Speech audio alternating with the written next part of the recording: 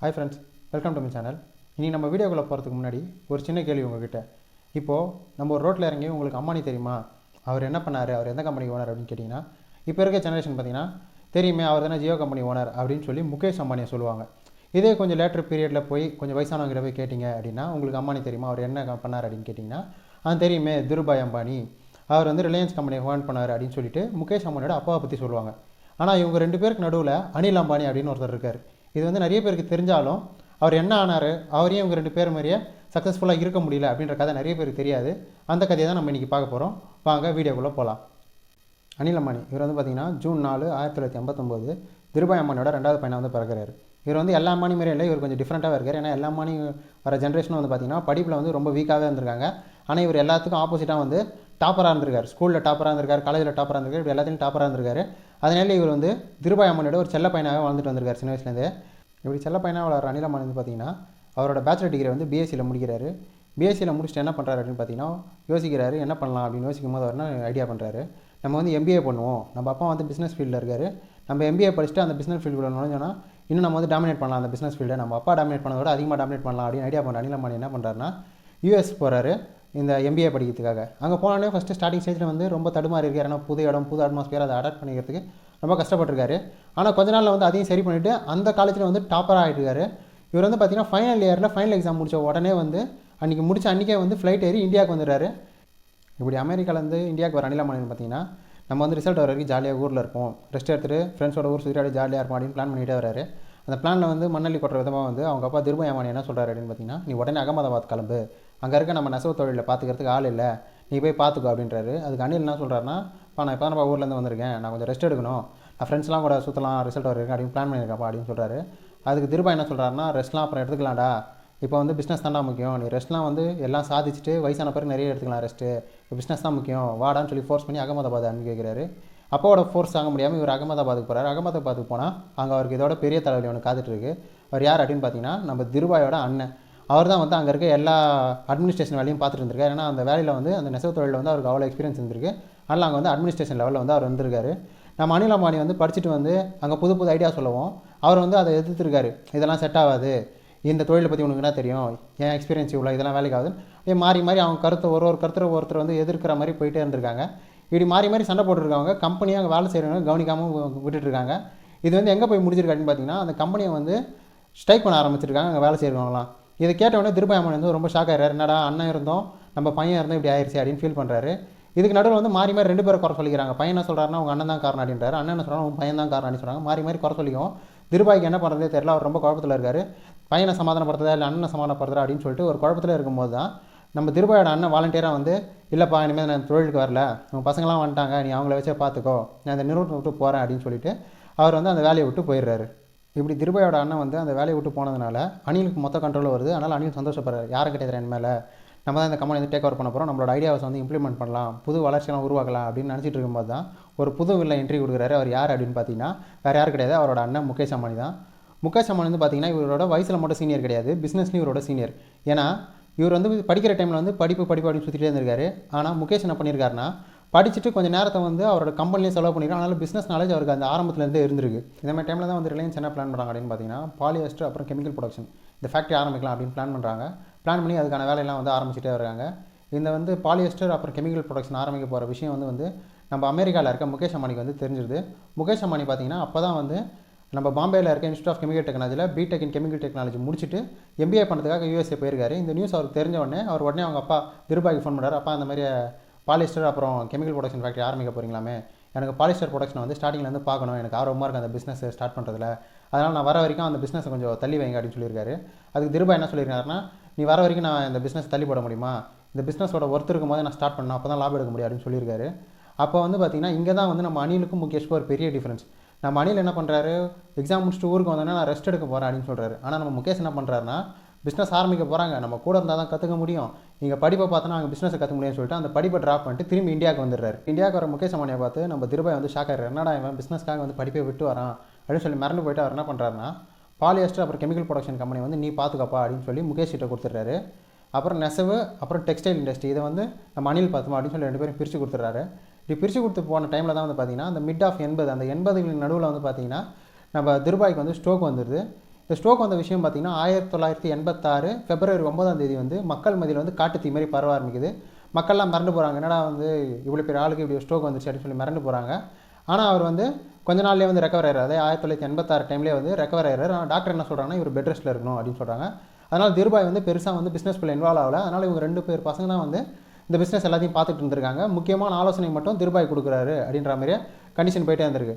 ஆனால் முகேஷ் என்ன பிளான் பண்ணுறாருனா, அனிலை வந்து நம்ம டாமினேட் பண்ணோம், நம்ம தான் முதல் வாரிசு, நம்ம தான் ஃபுல் கண்ட்ரோல் எடுத்துகிட்டு வரணும்னு சொல்லிட்டு என்ன பண்ணுறாருனா, அங்கே அந்த ரிலையன்ஸ் கம்பெனியில் இருக்க டாப் அதிகாரத்தில் இருக்க எல்லாரையும் வந்து அவர் ஃப்ரெண்ட்லி ஆக்கிக்கிறார். ஃப்ரெண்ட்லி ஆக்கி நம்ம அனிலை வந்து டாமினேட் பண்ண ஆரம்பிக்கிறாரு. இவனுக்கு வேலை தெரியல, நீ கொஞ்சம் வந்து இன்னும் கற்றுக்கணும் அப்படின்ற மாதிரி டாமினேட் பண்ண ஆரம்பிக்கிறாங்க. அனில் வந்து அங்கே தான் வந்து ஃபஸ்ட்டு பிஸ்னஸில் ப்ரெஷரை ஃபீல் பண்ண ஆரம்பிக்கிறார்.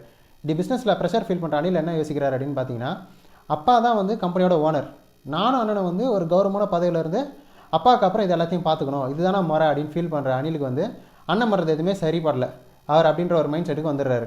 இப்படி நிறைய விஷயங்கள் வந்து அவர் மனசுக்குள்ளேயே வந்து போட்டு யோசிச்சுட்டு இருக்க அனில் அப்போ அந்த டைமில் தான் வந்து பார்த்தீங்கன்னா டீனா முனிம் அப்படின்ற ஒரு ஆக்ட்ரஸை பார்க்குறாங்க. அப்படியே ஃபஸ்ட்டு ஸ்டார்டிங்கில் வந்து ஃப்ரெண்டாக பழக ஆரம்பிக்கிறாங்க. அதுக்கப்புறம் வந்து காதலாக மாறுது.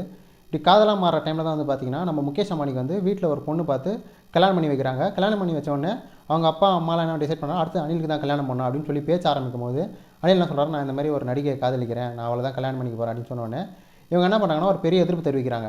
பாரு, அண்ணன் வந்து நாங்கள் சொன்ன பொண்ணை கல்யாணம் பண்ணிட்டான், நீ என்ன காதலுக்கு எதுவும் சுற்றிக்கிட்டு இருக்க, அதுவும் நடிகை வந்து காதல்னு சொல்லிகிட்டு இருக்க, இதெல்லாம் ஏற்றுக்கவே முடியாதுன்னு சொல்லி அவங்க காதலை வந்து இவங்க வந்து அகேன்ஸ்டாக நிற்கிறாங்க. அகேன்ஸ்டாக நிற்கிற அனில் வந்து எவ்வளோ ட்ரை பண்ணுறாங்கனாலும் முடியல. அதனால் டீனா முனிம் என்ன பண்ணுறாங்கன்னா, இவர் வந்து வீட்டில் வந்து நம்மளை ஏற்றுக்க மாட்டாங்க, நம்ம பேசாமல் ஆக்டிங்கை விட்டுட்டு நம்ம போய் எதனா படிப்போம் அப்படின்னு சொல்லிட்டு யூஎஸ்க்கு போயிட்டு படிக்கிறதுக்காக டீனா முனிம் போகிறாங்க. இன்னும் டீனா முனிமை வந்து பிரிஞ்சு நம்ம அனில் இருந்திருந்தாலும் அவங்ககிட்ட ஃபோன் பண்ணி பேசாமலையோ இல்லை அவங்கள பார்க்காமலே இருந்தாலும் அவங்க எங்கே போகிறாங்க என்ன பண்ணுறாங்கன்னு சொல்லி அவரோட விரல் நுனியில் வந்து அந்த எல்லாத்தையும் வச்சுட்டே இருந்திருக்காரு. இப்படி 4 வருஷம் கடந்த பிறகு என்ன இருக்குன்னா, லாஸ் ஏஞ்சல்ஸ் வந்து ஒரு பெரிய பூகம்பம் வந்து லாஸ் ஏஞ்சல்ஸே வந்து ஒரு ஊர் தெரியாமல் ஆகிட்டு இருக்கு. பயந்து போன அனில் என்ன பண்ணுறாருன்னா உடனே வந்து டீனா முனிம் ஃபோன் பண்ணி நீ எப்படி இருக்க அப்படின்னு கேட்ட உடனே உடஞ்சி போன அந்த காதல் மறுபடியும் வந்து வளர ஆரம்பிக்குது. வளர ஆரம்பித்து நிறைய போராட்டங்களுக்கு அப்புறம் அவங்க வீட்டில் சம்மந்தமும் வாங்கி கல்யாணம் பண்ண ஆரம்பிக்கிறாங்க. கரெக்டாக 1991 வருஷம் வந்து கல்யாணம் பண்ணிக்கிறாங்க. இவருடைய ஒரு ஆக்ட்ரஸ் வந்து கல்யாணம் பண்ணது வந்து பார்த்திங்கன்னா முகேஷ் அம்பானிக்கு இன்னும் சாதகமாக போயிடுது. ஏன்னா அவர் வந்து பார்த்திங்கன்னா ஸ்டார்டிங்லேயே வந்து அந்த ரிலையன்ஸில் இருக்க ஹையர் ஆஃபீஸர்ஸ்லாம் வந்து இவருக்கு வந்து ஃப்ரெண்ட் ஆக்கிக்கிட்டு உனக்கு வேலை தெரியல, இன்னும் கற்றுக்கணும் அப்படின்னு சொல்லி அனிலை வந்து ப்ரெஷர் பண்ணிகிட்டு இருந்தாங்க அவங்க எல்லாருமே. இப்படி ஒரு ஆக்ட்ரஸை கல்யாணம் பண்ணிக்குவோம். அனில் வந்து நிறைய செலிபிரிட்டி மீட் பண்ணுற ஒரு சான்ஸ் கிடைக்குது, நிறைய பார்ட்டிஸ் போகிற ஒரு சான்ஸ் கிடைக்குது. இப்படி போகிற அனிலை வந்து அந்த ஹையர் ஆஃபீஸில் என்ன சொல்கிறாங்கன்னா, உனக்கு வந்து பிஸ்னஸ் மேலே கான்சன்ட்ரேஷன் போயிடுச்சு, நீ பிஸ்னஸில் இன்னும் கான்சன்ட்ரேட் பண்ணணும், நீ வந்து இன்னும் நிறைய நடிகர் பார்ட்டி அப்படின்னு சுற்றிட்டு இருக்க, நீ சரிப்பட்டு வர மாட்டே அப்படின்னு சொல்லி இன்னும் ப்ரெஷர் பண்ணுறாங்க. இப்படி ப்ரெஷர் பண்ணிட்டு இருக்க டைமில் தான் வந்து பார்த்தீங்கன்னா ரிலையன்ஸ் என்ன பிளான் பண்ணுறாங்கன்னா டெலிகாம், அதாவது டெலிகாம் சர்வீஸ் ஆரம்பிக்கலாம் அப்படின்னு யோசிக்கிறாங்க. இந்த டெலிகாம் சர்வீஸ் வந்து பார்த்தீங்கன்னா முகேஷ் அம்பானியோட ட்ரீம் ப்ராஜெக்ட், அவர் தான் வந்து அதில் இருக்கணும், அவரோட பேர் தான் அங்கே இருக்கணும், அந்த டெலிகாம்ன்றது தன்னால் தான் உருவாச்சு அப்படின்ற மாதிரி அவருக்கு ஒரு ஆசை, அப்படி உருவாக்கணும் அப்படின்றது தான் ஒரு ஆசை. அதனால் பிளான் பண்ணி என்ன பண்ணுறாருன்னா இந்த டெலிகாமோட விளம்பரம் எல்லாத்துலேயுமே வந்து அனில் பேர் இல்லாமல் இவர் பேர் இருக்கிறத மட்டும் பார்த்துட்டு இவர் பேர் மட்டுமே கொடுத்துக்கிட்டே வராரு. இப்படி கொடுத்துக்கிட்டே வரும்போது தான் வந்து பார்த்திங்கன்னா அண்ணன் தம்பி இவங்க 2 பேருக்குள்ள ஒரு சின்ன ஸ்பார்க் கிரியேட் ஆகி ஒரு கிளாஸ் கிரியேட் ஆக ஆரம்பிக்குது. இப்படி போயிட்டே இருக்க டைமில் தான் 2002 வந்து திருபாய் வந்து இறந்து போகிறாரு. இறந்து போன உடனே என்ன ஆகுதுன்னா, நம்ம முகேஷ் அம்பானி வந்து அந்த ஆஃபீஸில் இருக்க பெரிய பெரிய ஆள்லாம் வந்து அவர் ஃப்ரெண்டாக வச்சிருக்கிறதுனால அவரை வைஸ் சேர்மனாக உடனே அனௌன்ஸ் பண்ணிடுறாங்க. அனௌன்ஸ் பண்ணிவிட்டு நம்ம அணியில் வந்து கொஞ்சம் கொஞ்சமாக ஓரம் கட்ட ஆரம்பிக்கிறாங்க. கரெக்டாக 2003 என்ன ஆகுதுன்னா, ரிலையன்ஸ் வந்து பாம்பே சஃபர்ஃபன் எலக்ட்ரிக் சப்ளை கம்பெனி அப்படின்ற ஒரு கம்பெனி வந்து ரிலையன்ஸ் வாங்குறாங்க. வாங்கிட்டு அதோட ஃபுல் கண்ட்ரோலை வந்து அனில் அம்பானிகிட்ட கொடுக்குறாங்க. இதை ஃபுல் கண்ட்ரோல் அனில் அம்பானிக்கு வந்தோடனே அவருக்கு ரொம்ப சந்தோஷம். அவர் என்ன பிளான் பண்ணுறாங்க, நம்மளோட பிஸ்னஸ் தன்மையை வந்து நம்மளுக்கு காட்டணும், நம்மளும் நம்ம அப்பா மாதிரி ஒரு டேலண்டான பிஸ்னஸ் பண்ண அப்படின்னு காட்டணுன்றதுக்காக அதில் புது ரெவலேஷன் பண்ணுறேன்னு சொல்லிட்டு என்ன பண்ணுறாருன்னா, அந்த கம்பெனியில் வயசானவங்கலாம் வேலையை விட்டு தூக்கிட்டு யங்ஸ்டர்லாம் வேலையில் சேர்க்க ஆரம்பிக்கிறாரு. அது இல்லாமல் குடோனில் இருக்க ஸ்பேர் பார்ட்ஸ் எல்லாம் தூக்கி ஸ்க்ராப் பண்ணிவிட்டு புதிய ஸ்பேர் பார்ட்ஸ் ஆர்டர் பண்ணுறாரு. இவரோட துரதிர்ஷ்டமோ என்னவோ தெரில, இவர் புதிய ஸ்பேர் பார்ட்ஸ் வந்து இவர் குடோனுக்கு வரதுக்கு முன்னாடியே பாம்பேல ஒரு பெரிய ஃப்ளட்டு வந்து இந்த பாம்பே வந்து ஒரு அலக்கடிச்சிருது. இவங்ககிட்ட ஸ்பேர் பார்ட்ஸ் இல்லாதனால எலக்ட்ரிக் கரெக்டாக கொடுக்கவும் முடியல, ரிப்பேர் ஆனது எதுவும் ரெக்கவர் பண்ண முடியல. அந்த டைமில் தான் வந்து பார்த்தீங்கன்னா இது வந்து முகேஷ் அம்பானிக்கு சாதகமாக போகுது. முகேஷ் அம்பானிக்கு ஃப்ரெண்ட்லியாக இருக்க ஹையர் ஆஃபீஸர் தான் என்ன பண்ண ஆரம்பிக்கிறாங்கன்னா, யாராவது இந்தமாதிரி ஒரு முட்டாள்தனம் பண்ணுவாங்களா, இந்த மாதிரி ஸ்பேர் பார்ட்ஸ் யாராவது ஸ்க்ராப் அனுப்புவாங்களா, உனக்கு எதனா அறிவு இருக்கா, உனக்கு வந்து பிஸ்னஸே பண்ண தெரியல, நீ வந்து குருட்டுத்தனமாக பிஸ்னஸ் பண்ணுற அப்படின்னு சொல்லி இவர் வந்து ரொம்ப ஓரம் கட்ட ஆரம்பிக்கிறாங்க. அந்த ஒரு டைமில் தான் வந்து 2005 கரெக்டாக 2005 வந்து முகேஷ் அம்பானி மீடியாவுக்கு முன்னாடி சொல்லிடுறாரு, ஆமாம் எனக்கு என் தம்பிக்கும் வந்து ஒரு சண்டை இருக்குது, யார் டேக் ஓவர் பண்ண போகிறோம் இண்டஸ்ட்ரி அப்படின்ற மாதிரி ஒரு சண்டை இருக்குது அப்படின்னு ஓப்பனாக சொல்லிடுறாரு. இதை கேட்டு அவங்க அம்மா வந்து ரொம்ப மனசு கஷ்டப்படுறாங்க. இப்படியே போனால் சொத்துக்கு ஆசைப்பட்ட அண்ணன் தம்பி பிரிஞ்சிருவாங்க, அதனால் நம்ம வந்து சொத்தை 2 பாதியாக பிரிக்கணும் அப்படின்னு சொல்லிட்டு 2 பாதியாக பிரிக்கிறாங்க.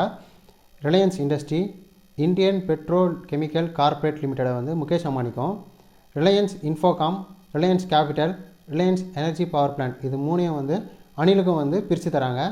என்னதான் வந்து முகேஷோட கனவு ப்ராஜெக்டான டெலிகாம் வந்து அனில் கிட்ட போனது வந்து முகேஷ்க்கு வந்து மன வருத்தமாக இருந்தாலும் அவருக்கு வந்து இந்த சொத்து வந்தது வந்து ரொம்ப ஒரு சந்தோஷம் தான். ஏன்னா அப்போ டைம் படி பார்த்தீங்கன்னா அனிலுக்கு கொடுத்த மொத்த ப்ராப்பர்ட்டியோட விலை என்ன அப்படின்னு பார்த்தீங்கன்னா 15,000 கோடி.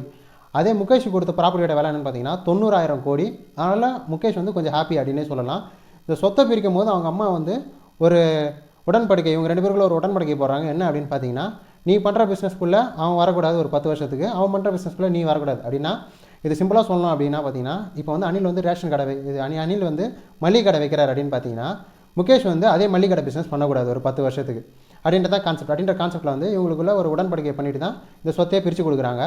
கரெக்டாக 2016 இந்த உடன்படிக்கை பீரியட் முடிஞ்ச உடனே நம்பால் என்ன பண்ணுறாரு அப்படின்னு பார்த்தீங்கன்னா, ஜியோ உள்ளே இருக்கிறாரு.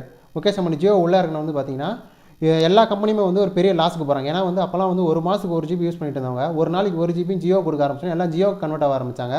அன்லிமிட்டட் கால்னு எல்லாரும் வந்து கன்வெர்ட் ஆக ஆரம்பித்தாங்க. அதனால் நல்லா எல்லா கம்பெனியும் வந்து லாஸில் போக ஆரம்பிச்சு. இதில் ரிலையன்ஸும் வந்து ஒரு விதிவிலக்கு கிடையாது. அதனால் அவங்களும் வந்து லாஸ்க்கு போக ஆரம்பித்தாங்க. இருந்தாலும் அனில் அம்பானி வந்து நிறைய கடன்களை வாங்கிட்டு ஓரளவுக்கு ஈக்குவலாக ஓடிட்டே இருந்தாலும் ஜியோக்கு ஈடு கொடுக்க முடியல. அதனால் வந்து ஒரு பெரிய நஷ்டத்தை வந்து சந்திக்கிறாரு. இப்படி கடன் கொடுத்தவங்க என்ன பண்ணுறாங்கன்னா அனில் அம்பானியை வந்து கழுத்து நெரிக்க ஆரம்பிக்கிறாங்க. நீ உடனே கடனை தெரியா, இல்லை ஜெயிலுக்கு போறியா அப்படின்ற மாதிரியே கழுத்தில் கத்தி வச்ச மாதிரியே பேச ஆரம்பிக்கிறாங்க. என்ன பண்ணுன்னு தெரியாமல் அனில் வந்து முடிச்சுக்கிட்டே அவங்க அண்ணன்கிட்ட போய் கேட்குறாரு, இந்த மாதிரி நஷ்டமாயிருச்சு, நீ வந்து எதனா ஹெல்ப் பண்ணு அப்படின்னு சொல்லிட்டு பழைய பகை எல்லாத்தையும் மறந்துட்டு அண்ணன்கிட்ட போய் ஹெல்ப் கேட்குறாரு. அண்ணன் என்ன பண்ணாலும் சரின்னு சொல்லிட்டு எல்லா கடனையும் அடைக்கிறாரு. இருந்தாலும் ரிலையன்ஸ் வந்து என்ன தான் கடன்லாம் அடைச்சிட்டா கூட ரிலையன்ஸ் அனில் அம்பானிக்கு சம்மந்தமான ரிலையன்ஸ் எல்லாமே வந்து இப்போ வந்து படு நஷ்டத்தில் இருக்குது, அதில் பாதாளத்தில் இருக்குது அப்படின்னே சொல்லலாம். ஒரு காலத்தில் வந்து வேர்ல்டுலேயே 6வது பணக்காரர் அப்படின்னு சொல்லப்பட்ட அனில் வந்து இப்போ அந்த லிஸ்ட்லேயே கிடையாது. பிஸ்னஸ்லேயும் வந்து ரொம்ப அடி வாங்கி ரொம்ப கீழே போயிட்டார். சோர்ந்து போயிருந்தாலும் அவரோட நல்ல நன்மைகளாக என்ன சொல்கிறாங்கன்னா, அனில் வந்து கண்டிப்பாக வந்து திரும்பி வருவார், பழைய மாதிரி கெத்தாக அந்த பிஸ்னஸில் வந்து நிற்பார் அப்படின்னு சொல்லி அவருக்கு சப்போர்ட் பண்ணுறாங்க. இப்படி அம்பானி குரூப்லேயே வந்து நிறைய சக்ஸஸான பீப்புள் இருக்கும்போது இப்படி ஃபெயிலியரான ஒருத்தர் வந்து கேட்குறதுக்கே ரொம்ப கஷ்டமாக இருக்குது. இன்றைக்கி வந்து இந்த அனில் அம்பானி அவரை பற்றி தான் பார்த்துருக்கோம். இந்த வீடியோ உங்களுக்கு பிடிச்சிருந்தால் லைக் பண்ணுங்கள், ஷேர் பண்ணுங்கள், சப்போர்ட் பண்ணுங்கள். உங்களுக்கு பிடிச்ச யாராவது பற்றி நாங்கள் பேசணும் அப்படின்னு ஆசைப்பட்டீங்கன்னா கமெண்ட்டில் அவர் பேர் போடுங்க. கண்டிப்பாக நாங்கள் அவரை பற்றி பேசுகிறோம். தேங்க்யூ.